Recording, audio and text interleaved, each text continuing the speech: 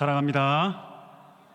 우리 옆에 분과 한번 우리 고개 인사로 한번 인사할까요? 사랑합니다. 축복합니다. 오늘 예루살렘 중창과 우리 유현주 집사님의 바이올린 연주를 하나님께서 기뻐 받으신 줄 믿습니다. 오늘 여러분과 함께 고난을 돌파하는 믿음의 힘이라는 제목으로 함께 말씀을 나누기를 원합니다. 제가 중학교 때는 농구라는 스포츠가 굉장히 인기가 있었습니다. 그래서 학교가 끝나면 농구를 좋아하는 친구들과 함께 어울려서 학교 운동장에서 해가 질 때까지, 해가 뉘엿뉘엿 질 때까지 정말 온 몸이 땀으로 젖는 것도 모르고 그렇게 열심히 운동을 했습니다. 저와 함께 어울려 놀던 친구들 가운데서 민수라는 친구가 있었습니다. 이 친구 굉장히 독특한 친구였습니다. 왜냐하면 우리들과 함께 그렇게 하루도 거르지 않고 온 몸에 땀을 젖으면서 이렇게 운동을 하는데 시험을 치면 항상 이 친구가 1등을 하는 거예요. 분명히 똑같이 놀았습니다. 똑같이 놀고 똑같이 운동하고 하루도 거의 거리지 않고 운동을 하는데 이상하게 시험을 치면 이 친구는 거의 1등을 했습니다. 저는 이 사실 너무너무 신기했습니다. 그리고 이상하게 여겼습니다. 이상하다. 쟤는 왜 저럴까? 다 똑같이 놀고 똑같이 운동하는데 제가 뭐가 다르길래 그렇게 늘 1등을 할까? 처음엔 궁금했습니다. 처음에는 그냥 머리가 좋겠거니 그렇게 생각했습니다. 나중에 사실을 알게 되었는데요, 실은 분명 이유가 거기 있더라고요. 알고 보니까 여러분 보통 운동을 이렇게 하고 나면 집에 가서 밥 먹고 공부할 마음이 생길까요? 안 생길까요? 거의 생기지가 않습니다. 주로 잠이 오거나 졸거나 거의 공부를 할 수가 없습니다. 근데 이 친구는 그렇게 땀을 흠뻑 젖고 집에 가서 잘 때까지 공부만 했던 것입니다. 남들이 다 쉴 때, 다 놀 때 이 친구는 공부를 해서 항상 1등을 했던 것이죠. 분명한 이유가 거기 있었습니다. 제가 여러분에게 이 소소한 중학교 시절의 얘기를 하는 이유가 있습니다. 그것은 무엇이냐면 누군가 우리에게 다른 모습을 보여줄 때가 있습니다. 누군가 우리에게 다른 모습을 보여줄 때는요, 거기에는 분명히 이유가 있습니다. 예를 들어 볼까요? 어떤 분에게 악성 종양이 생겼습니다. 우리가 암이라고 하죠. 악성 종양이 생겼습니다. 치료의 기회를 다 놓쳐서 더 이상 방법이 보이지 않습니다. 하루가 다르게 건강이 쇠약해집니다. 더 이상 쏜쓸 방법이 없어서 이제는 배에 복수가 차서 마치 배가 임산부의 배처럼 불러옵니다. 누가 봐도 죽음의 문턱으로 걸어가고 있는 게 보이죠. 누가 봐도 하루가 다르게 건강이 약해지고 몸이 쇠하여진다는 것을 볼 수 있습니다. 그런데 가보면 그 얼굴에는 평안함이 있습니다. 그런데 만나보면 신방에 보면 찬송을 부르고 있습니다. 심지어 목숨이 끊어지는 그 날인데도 불구하고 얼굴에 기쁨이 있습니다. 평안함이 있습니다. 찬송을 부릅니다. 여러분, 이 모습은 아무나 보여줄 수 있는 모습이 사실 아니죠. 거기에는 분명한 이유가 있습니다. 코로나 때문에 매출이 반토막 났습니다. 어제도 5년여를 함께 했던 그 끈끈했던 직원을 해고해야 했습니다. 당장 내일 좋아질 기미가 보이지 않고 어떤 출구도 보이지 않습니다. 오늘 하루 너무너무 힘들었고 내일도 그럴 것이고 계속 힘들 테지만 하루의 모든 장사를 다 끝내고 문을 걸어 잠그고 홀로 말씀을 펴서 예배를 드립니다. 그리고 감사의 찬양을 하나님께 올려드리죠. 하나님, 그래도 감사합니다. 여러분, 이런 모습을 보인다는 것이 과연 쉬울까요? 결코 쉽지 않습니다. 문을 열면 옆에 사장님들은 시대를 탓하고 국가를 탓하고 환경을 탓하고 온갖 비난의 말들을 하고 있는 그 한복판에서 홀로 예배자로 하나님께 감사를 올려드리는 사람으로 산다는 것은 결코 쉬운 모습은 아닙니다. 여러분, 이런 모습에는요, 분명한 이유가 있습니다. 여러분, 사람들은 고난의 현장 가운데 한 3가지의 모습을 보여주고 있는 것 같습니다. 첫 번째는 무엇이냐면 낙심하는 모습이죠. 낙심의 모습. 가장 대표적인 경우가 누굽니까? 구약의 엘리야 선지자입니다. 우리가 알듯이 여러분, 갈멜산에서의 그 대단한 승리는 이 엘리야로 하여금 승리를 속단하게 만들었습니다. 이제 다 됐겠거니, 이제 하나님 나라가 이 땅 가운데 임했겠거니라고 그는 속단합니다. 그러나 상황은 그의 기대와 전혀 딴판이었습니다. 우리가 알듯이 이세벨은 더욱더 악에 맞춰서 기세등등해서 모든 군사를 총동원해서 자신을 잡아 죽이려고 합니다.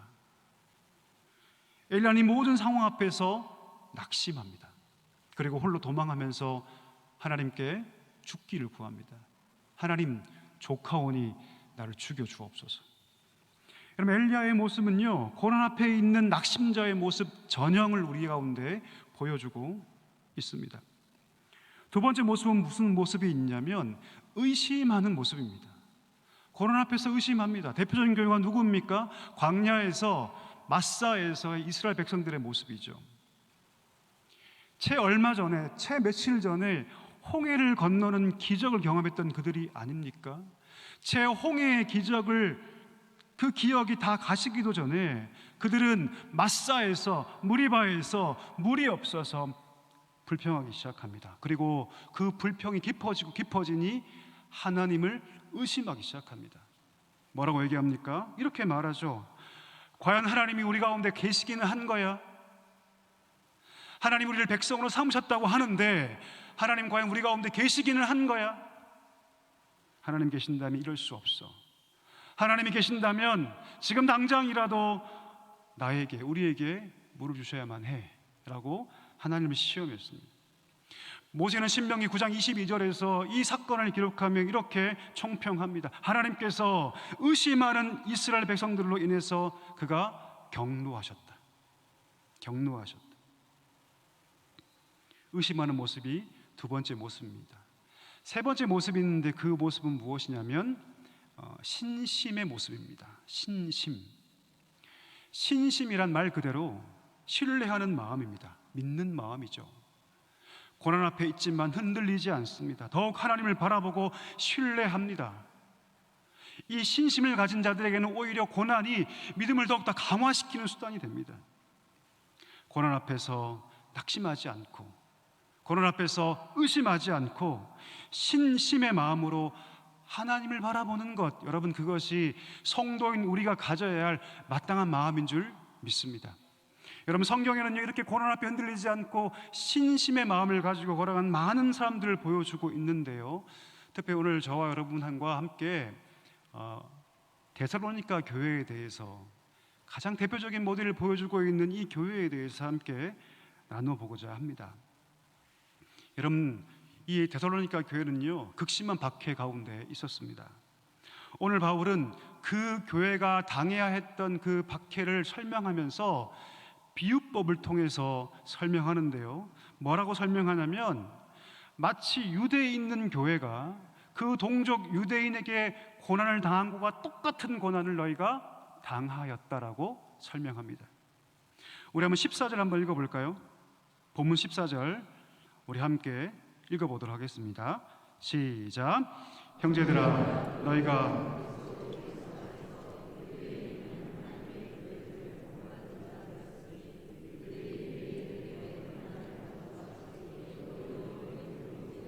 동일한 고난을 받았느니라. 여러분, 데살로니가 교회가 받았던 고난을 이해하려면 오늘 바울이 쓰고 있는 것과 똑같이 유대인들이 유대 교회를 향해서 어떤 박해를 했는가, 어떤 핍박을 했는가를 이해하면 오늘 이 데살로니가 교회가 겪고 있는 고난의 강도를 이해할 수 있습니다. 여러분, 우리는 유대인들이 어떻게 예수님을 핍박했는지, 어떻게 그리스도인들을 박해했는가를 너무 잘 알고 있죠. 그들은 정치적인 프레임을 다 뒤집어 씌우고 아주 조직적이고 치밀하게 계획적으로 그들은 박해를 했습니다. 그저 동네에 있는 깡패들이 이리저리 몰려다니면서 협박하는 수준이 아니죠. 그들은 철저하게 치밀한 계획 가운데서 정치적인 색깔까지 더해가면서 결국에는 그들을 죽이고자 하는 것이 그 박해의 최종 목적이었습니다. 여러분, 누군가를 핍박할 때도 단계가 있죠. 그저 위협하는 단계가 있는 반면에 아주 그 사람을 아예 그냥 죽여버린 정도의 박해도 있습니다.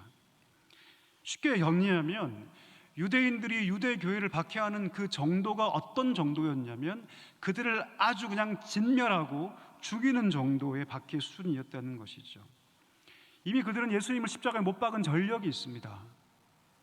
그래서 예수님을 메시아로 믿는 모든 자들을 잡아 죽이는 것을 그들의 목적으로 삼았던 것입니다. 나중에 헤롯이 사도 야고보를 죽이지 않습니까? 그때 여러분 가장 기뻐했던 자리에 누군지 아십니까? 바로 유대인들이었습니다. 그들의 핍박의 최종 목적은 다 죽이는 것이었고 살기 그 자체였죠. 여러분, 이 사실을 가장 누가 알고 있습니까? 바울이 알고 있습니다. 바울이 알고 있어요. 이 유대인들이 가지고 있는 이 살인적 핍박의 강도가 얼마나 큰 것인가를 이 지금 편지를 쓰고 있는 바울이 누구보다 잘 알고 있습니다. 왜요, 여러분? 바울 자신이 예전에 그렇게 교회를 핍박하고 잔해하던 자였기 때문이었습니다. 스데반이 돌에 맞아 죽을 때 그 한 복판에 누가 있었습니까? 바울이 있었습니다. 그러니 바울은 유대인들의 그 핍박의 강도가 얼마나 큰지, 그것 때문에 이 유대교회가 얼마나 큰 고통을 당하고 있는지 누구보다 잘 알고 있었습니다. 이 바울이 오늘 뭐라고 얘기합니까?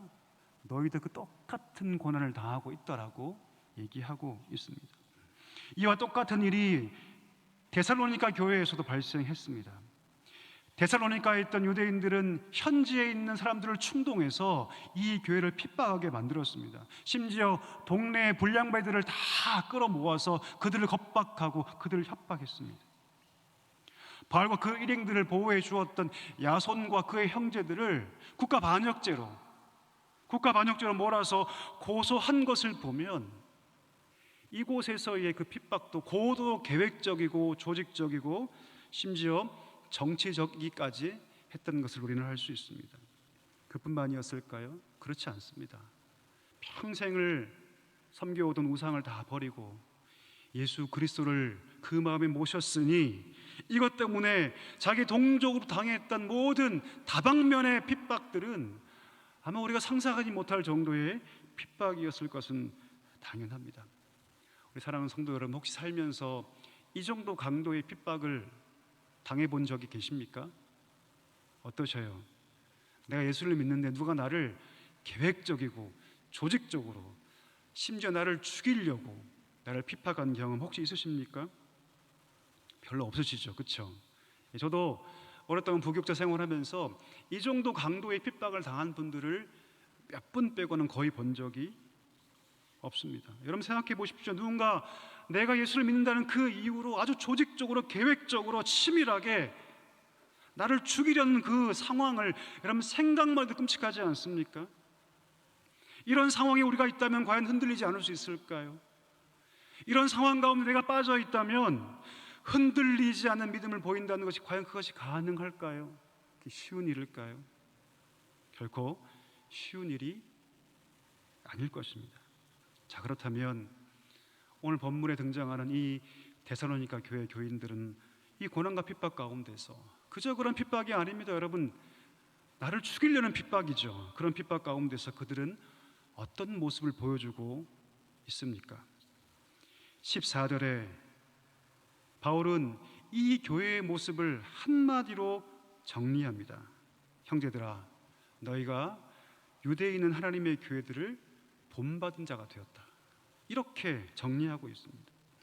그들을 둘러싼 수많은 사람들로부터 너는 배신자야, 너는 변절자야 누명을 쓴 채 끊임없는 박해와 핍박을 견뎌야만 했지만 유대의 교회들이 그 핍박을 이겼듯이 그들은 그 고난을 묵묵히 감당해 나가며 걸어갑니다. 심지어는 그 고난을 기뻐합니다. 기뻐하며 그 고난을 감당하며 누구를 떠올렸을까요? 아마도 예수님을 떠올렸을 겁니다. 고난을 회피하지 않고 마땅히 걸어가야 했던 그 십자가의 길을 묵묵히 그 십자가를 지고 걸어가신 예수님을 그들은 묵상하며 내가 오늘도 예수를 본받는 자가 되었다.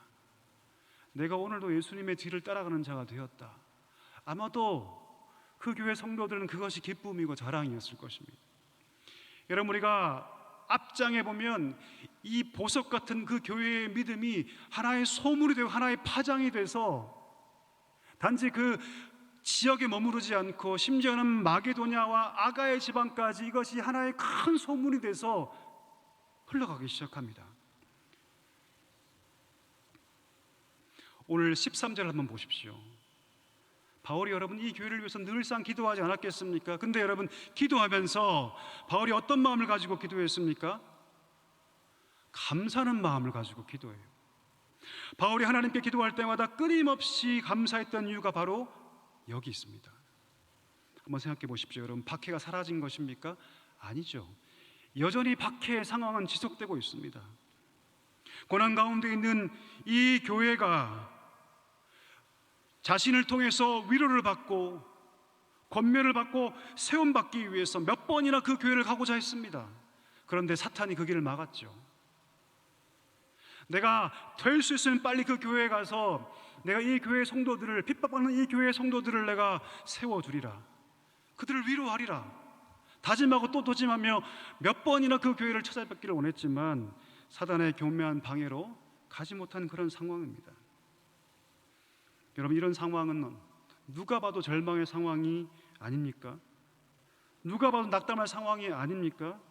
근데 여러분 바울은 이 교회를 생각하며 기도할 때마다 감사가 나옵니다. 하나님 감사합니다.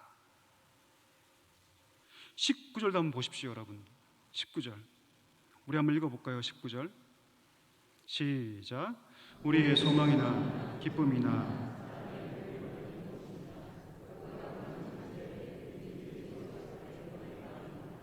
아멘.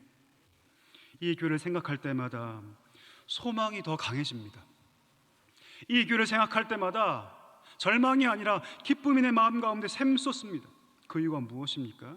그것은 바로 이 데살로니가 교회가 가지고 있던 믿음 때문이었습니다. 낙심이나 의심이 아니라 신심의 마음, 오직 하나님만 바라는 마음, 고난의 현장에서 내가 예수님 걸어가신 그 길을 나도 뒤를 따라 걸어가고 있다, 그것이 기쁨이 되는 그 마음, 그 믿음, 그 고난을 묵상하며 즐거이 그 고난의 길을 걸어가는 믿음 때문이었다는 것이죠. 우리 사랑하는 믿음의 성도 여러분, 우리는 어떠합니까? 여러분 물어보고 싶습니다. 여러분은 이 믿음 가지기를 소망하십니까? 우리의 가정이 이 믿음 갖기를 소망하십니까? 우리의 자녀가 이 믿음 가질 수 있기를 기도하고 계십니까? 여러분 어떠십니까? 그렇다면 어떻게 이 교회는 이 고귀한 믿음을 가지게 되었을까요? 어떻게 이 고난의 한복판에서 이들은 이 보석 같은 믿음을 소유할 수 있게 되었을까요? 오늘 본문은 그 이유를 아주 정확하게 우리에게 알려주고 있습니다. 우리 13절 말씀을 읽어보도록 하겠습니다. 13절입니다. 시작. 이러므로 우리가 하나님께 끊임없이 감사하며 너희가 우리에게 들은 바 하나님의 말씀을 받을 때에 사람의 말로 받지 아니하고 하나님의 말씀으로 받으니 진실로 그러하다. 이 말씀이 또한 너희 믿는 자 가운데서 역사하느니라. 아멘. 성경은 분명히 그 이유를 우리에게 말해줍니다. 그 이유가 무엇입니까? 바울과 그 일행이 말씀을 전할 때 그 말씀을 누구의 말씀으로 받는 것이죠? 하나님의 말씀. 아멘이십니까? 인간의 말이 아닙니다. 여러분 하나님의 말씀으로 그 말씀을 받아서 그것 때문에 그 믿음이 그 심령 가운데 가능했다는 것이죠. 어떤 분들은 이렇게 말씀할 수 있을 것 같아요. 아니 목사님 바울 아닙니까? 대사도 바울이 전한 말씀이니 당연히 하나님 말씀을 들리겠죠. 나라도 바울이 내 앞에 설교하면 저 같은 목사가 아니라 바울이 강단에 설교하면 하나님 말씀을 듣겠습니다라는 말씀하신 분들이 계실 수 있습니다. 어떨까요? 과연 바울이기 때문에 그들이 그 말씀을 하나님 말씀으로 들었을까요? 바울이기 때문에? 그렇지 않습니다. 과연 여러분 바울이 청중을 압도하는 탁월한 설교가였을까요? 물어보고 싶습니다. 여러분 바울이 탁월한 설교자였을까요? 언변이 화려하고 굉장한 운명술을 가지고 있고 한마디만 하면 감복이 되고 탄복이 되는 그런 대단한 설교자였을까요? 그렇지 않습니다. 여러분 고린도후서 10장 10절에 보면요, 바울이 대적자들이 자신을 공격했던 그 공격의 내용들을 소개하고 있는데요, 그 공격의 내용이 무엇이냐면 이렇게 그들이 공격합니다. 바울의 편지는 힘이 있다. 바울의 편지는 아주 힘이 있고 무엇인가 무게감이 있는데 그가 우리에게 와서 몸으로 대할 때는 너무너무 약하고 심지어 그의 말도 시원치 않다. 이렇게 공격을 당합니다, 바울이. 자, 한번 물어보겠습니다. 여러분이 만약에 누군가를 공격할 때 사실을 가지고 공격하겠어요? 거짓말로 공격하시겠어요? 결국 거짓말은 먹히지 않을 것 뻔할 뻔짜거든요. 그러니 여러분, 바울을 깎아내려야 하는 대적자의 입장에서는 모두가 충분히 공감하고 있는 사실을 가지고 그것을 부풀려서 공격하는 것이 일반적입니다. 그러니 무슨 말이냐면 바울은 탁월한 설교가가 아닙니다. 따라서 여러분, 그들이 오늘 하나님 말씀으로 받는 그 이유는 그 말씀을 전한 자가 탁월했기 때문이 아니라 그들 마음 가운데 믿음이 있었기 때문입니다. 믿음. 13절에 그들의 믿음을 설명하면서 한 단어를 설명하는데요, 받다. 그들이 하나님 말씀으로 받았다 할 때 그 받다라는 단어, 이 단어에는 여러분 두 가지 의미가 있습니다. 첫 번째는 무엇이냐면 1차적으로 외부에서 그것을 수납하는 행위. 제가 지금 설교를 하고 있으면 여러분들이 그 설교를 듣고 그 내용도 이해하는 행위, 이게 일반적인 받다의 의미입니다. 그러나 원어상 그 의미를 풀면 단지 외부적으로 내가 듣고 심지어는 그 내용을 이해했다 할지라도 심리적인 영접을 포함하지 않으면, 다시 말하면 그 내용에 대해서 찬성하지 않고 그 내용에 대해서 환영하지 않으면 받는 것이 아니죠. 받는 것이 아니죠. 내가 비록 이 자리에 있고 내 귀를 통해서 그 말씀이 들리고 심지어 그 내용조차 이해한다 할지라도 내 마음이 그것을 받고 있지 않으면, 그 말씀을 기뻐하지 않으면, 그 말씀에 대해 환영하지 않으면, 찬동하지 않으면 말씀을 받는 것이다? 아니라는 것입니다. 오늘 이 교회는 그저 듣는 것을 받는다고 생각하지 않았습니다. 그는 그것을 하나님 말씀으로 인정하고 기쁨으로 그 말씀을 받았습니다. 1장 6절 한번 보십시오. 1장 6절에 보면 바울이 그들이 그렇게 하나님 말씀을 받을 때 그 기쁨을 어떤 기쁨으로 소개하냐면 성령의 기쁨으로 소개합니다. 성령의 기쁨. 하나님 말씀을 받을 때 그 심령 가운데 주어졌던 기쁨, 어떤 기쁨이라고요? 성령의 기쁨. 이건 신령한 기쁨이죠. 오로지 하나님 말씀을 먹는 자만 느끼는 기쁨이죠. 여러분 어떠십니까? 오늘날 말씀을 사모함이 이 자리에 나오셨는데 지금 여러분들은 말씀 받고 계십니까? 주일 강단을 통해 담임 목사님 말씀을 선포하실 때 그 말씀을 받고 계십니까? 혹 아니면 그저 내가 그것을 듣고 이해한다고 해서 그 말씀을 내가 받고 있다고 생각하고 계시진 않습니까? 여러분 어떠십니까? 저는 한 20년 정도를 부교육자로 살아왔습니다. 올해가 딱 20년째거든요. 20년 동안 부교육자로 살아오면서 많은 설교 사역을 했습니다. 20년 동안 설교 사역을 하면서 제가 깨닫게 된 게 있습니다. 그건 무엇이냐면 하나님 말씀을 받는 분들의 특징입니다. 좀 외람될 말씀이지만 이상하게도 오랫동안 설교 사역을 하다 보면 저분이 듣고 있구나, 듣지 않고 있구나, 알까요 모를까요? 제가 답하지 않겠습니다. 제가 20년간 크고 작은 설교 사역을 감당하면서 느끼게 된 것, 특별히 하나님 말씀을 받는 분들의 특징들에 대해서 오늘 두 가지 정도를 제가 말씀드릴 건데요. 첫 번째는 무엇이냐면 누가 하나님 말씀을 받느냐, 첫 번째 특징 뭐냐면 겸손한 분들입니다. 겸손한 분들이 하나님 말씀을 받습니다. 여기서 말하는 겸손이란 무슨 뜻이냐면 마태복음 5장의 팔복을 빌어서 설명하면 네 번째 복이 무엇입니까? 의에 줄이고 목마른 자는 복이 있나니. 겸손한 자들은 하나님의 의에 목이 마른 분들입니다. 이런 분들은 여러분 자기 의나 자기 생각에 따라 삶을 살려고 하지 않습니다. 철저히 하나님의 의를 앞세우고 하나님의 의를 구하죠. 하나님 뜻을 앞세웁니다. 그래서 늘 말씀에 목마릅니다. 마치 시냇물이 사슴이 시냇물을 찾듯이 그 말씀을 간구하고 구합니다. 그래서 선포되는 말씀을 기쁨으로 받고 그 말씀을 삶에 적용하기 위해서 노력합니다. 겸손한 분에게는 이런 삶이 고난이 아니라 기쁨이죠. 하나님께서 그런 마음을 가진 자들을 향해서 뭐라고 말씀하시냐면 복이 있다고 말씀하세요. 그리고 뭐라고 말씀하십니까? 저희가 배부를 것이라고 말씀하십니다. 반대로 교만한 분들은 듣고 있는 것처럼 보이나 듣지 않습니다. 듣지 못하는 게 아니라 듣지 않습니다. 말씀을 듣지 않고 받지 않습니다. 왜 그럴까요? 하나님의 의에 목마르지 않기 때문이죠.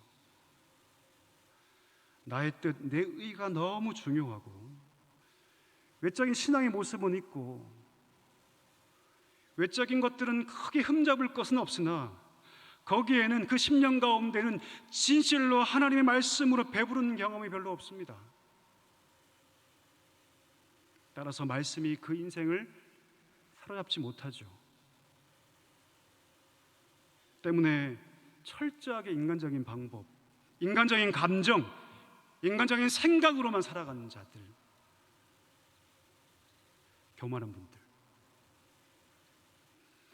오늘 전 여러분을 축복하고 싶습니다. 바라기는 하나님 앞에서 진실로 겸손할 수 있기를 간절히 소망합니다. 하나님의 의에 목마를 수 있기를 간절히 소망합니다. 내 감정이 아무리 선한 감정처럼 보이고 내 경험이 아무리 뛰어나고 내 의가 아무리 높아 보여도 하나님의 의를 대체할 수 없고 하나님이 허락하신 신령한 감정들을 대체할 수 없습니다. 이 사실을 우리가 알아야 합니다. 늘 의에 줄이고 목말라서 하나님의 말씀을 사모할 때 비로소 우리가 그 말씀으로 배부를 수 있기 때문이죠. 두 번째, 하나님의 말씀을 받는 자의 특징이 뭔지 아십니까? 그것은 무엇이냐면 하나님께서 교회 안에 세우신 목양의 관계를 기뻐하는 분들입니다. 목양의 관계를 기뻐하는 분들. 하나님께서 교회를 세워가시는 가장 중요한 방법 중에 하나가 무엇이냐면 목양의 관계를 통해서 하나님께서 교회를 세워가십니다. 목양의 관계를 통해서. 베드로전서 5장 4절에 보면 베드로가 예수님을 소개하면서 뭐라고 소개하냐면 목자장이라고 소개합니다. 목자장. 예수님 우리의 참 목자이시죠. 예수님 우리의 선한 목자가 되십니다. 그런데 예수님께서 그 심령이 예수 그리스도를 모신 자 가운데서 특별한 소명을 주셔서 그들에게 목자의 사명을 위임해 주십니다. 갈릴리 바닷가에서 그 실패한 베드로를 부르셔서 그 중심을 확인하시죠. 네가 나를 사랑하느냐. 그 중심을 확인한 이후에 예수님께서 그 베드로에게 뭐라 말씀하십니까? 한번 얘기해 볼까요? 내 양을 먹이라. 내 양을 먹이라. 디모데후서 2장 2절에서도 바울은 디모데에게 이렇게 얘기합니다. 내가 많은 증인 앞에서 내게 들은 바를 충성된 사람들에게 부탁하라. 그들이 또 다른 사람들을 가르칠 수 있으리라. 목자장 되신 예수님의 사역을 소명 가운데 위임받은 자들이 뜨거운 구령의 열정 가운데서 목양의 사명을 감당합니다. 그 속에서 하나님의 말씀이 선포되고 전달되고 그 영적인 꿀을 먹어서 양들이 성장하여서 그들도 또 다른 누군가를 세워가는 것, 이것이 무엇입니까? 하나님께서 교회 안에 세우신 건강한 세움의 방법들입니다. 자, 그런데 근래에 들어올수록 어떤 일이 발생하냐면 교회 안에서 성도들이 이 목양의 관계를 거부합니다. 물론 여러 가지 이유가 있겠죠. 목회자 잘못도 있습니다. 신방을 하려면 신방을 거부하는 분들이 많아지고 있습니다. 건강한 목양의 관계를 거부하고 개인주의 신앙에 빠져 살아가는 분들이 너무나 많이 있습니다. 뿐만 아니죠, 여러분. 목회자와 건강한 목양의 관계를 희망하는 것이 아니라 목회자와 사적으로만 친해지려는 분들도 계셔요. 그래서 사적으로 친밀감을 많이 나타내는 목회자들을 좋은 목회자로 생각하는 분들도 계십니다. 심지어 여러분 생각해 보십시오. 하나님께서 왜 목회자를 세우셨습니까? 내게 친한 사람이 되라고? 물론 여러분 건강한 목양 관계 가운데 친밀함 따라오죠. 그러나 그것이 일본이 될 수는 없습니다. 하나님께서 교회 안에 목회자를 세우신 이유는 성도들과 사적으로 친밀해지기 위해 세운 것이 아니라 목양을 위해 세우신 것입니다. 근데 문제는 무엇입니까? 그분의 영적 생활을 위해서 말씀으로 권면하면 사적으로 친밀했던 분들이 그 말씀을 거부하고 회피하고 심지어는 무시하는 분들도 참 많이 보았습니다. 하나님 목회자를 세우신 이는 말씀으로 목양해서 그로 하여금 다른 누군가를 세우는 지경까지 성장하도록 하나님께서 목회자를 세우셨는데 그 관계를 다 무시하고 사적인 관계를 그 속에서 추구하는 분들도 많이 있다는 것이죠. 심지어 강단에서 선포되는 담임 목사님 말씀조차 무시하고 스스로 철저하게 고립되어 개인주의 신앙으로 살아가는 분들이 참 많이 있습니다. 이 모든 것은 여러분 건강한 목양의 관계가 아닙니다. 하나님 말씀을 받는 분들은요 목양의 관계를 기뻐합니다. 그것이 교회의 질서인 것을 너무너무 잘 알고 있습니다. 가장 기본적으로 목양의 관계 속에서 세우신 담임 목사님을 통해서 선포되는 말씀을 기쁨으로 받습니다. 더 나아가서 교구와 부서 안에서 세우신 종들을 통해서 목회자 일꾼들을 통해서 목양의 관계를 누리는 것을 기뻐하죠. 그 속에서 그의 말씀을 기쁨으로 받고 삶으로 이어가는 분들, 이분들이 하나님의 말씀으로 받는 분들입니다. 사랑하는 믿음의 성도 여러분, 저는 여러분을 축복하고 싶습니다. 건강한 목양의 관계를 기뻐할 수 있기를 축복합니다. 그 속에서 참 목자장이신 예수 그리스도께서 주시는 그 영의 꼴을 먹을 수 있기를 주님의 이름으로 간절히 축복합니다. 여러분 배고플 때 밥 먹으면 어떻게 될까요? 오늘 오실 때 식사하고 오셨죠? 하루 일과를 다 마치고 밥을 먹으면 어떤 마음이 듭니까 여러분? 힘이 생기죠. 그렇죠? 피로가 다 가시지 않습니까? 능력이 생기지 않습니까? 힘이 생기고 능력이 생기면 커 보이는 문제도 작아 보입니다. 오늘 바울은 13절 마지막에 뭐라고 합니까? 이 말씀이 너희 믿는 자 안에서 역사한다고 말하고 있습니다. 여러분 하나님 말씀에는 힘이 있고 생명이 있음을 믿습니다. 히브리서 4장 12절 말씀에서 분명히 말하죠. 하나님 말씀은 살아있고 운동력이 있다. 하나님 말씀은 좌우 날선건 같아서 먼저는 우리의 심령을 수술하고 나아가서 고난을 돌파할 수 있는 힘을 줍니다. 말씀에 순종할 수 있는 힘을 우리 가운데 허락해 주시는 것이죠. 여러분 바울은요 우리가 하나님 말씀을 받을 때 고난이란 상황이 바뀔 것이라고 얘기하지 않습니다. 고난은 동일하죠. 그러나 하나님 말씀을 신실하게 받음으로 말씀의 역사가 일어나서 신자의 내면이 바뀌고 그 중심이 변화되고 고난을 이길 수 있는 능력이 그 심령 가운데 임하게 될 것이라고 우리 가운데 말하고 있는 것입니다.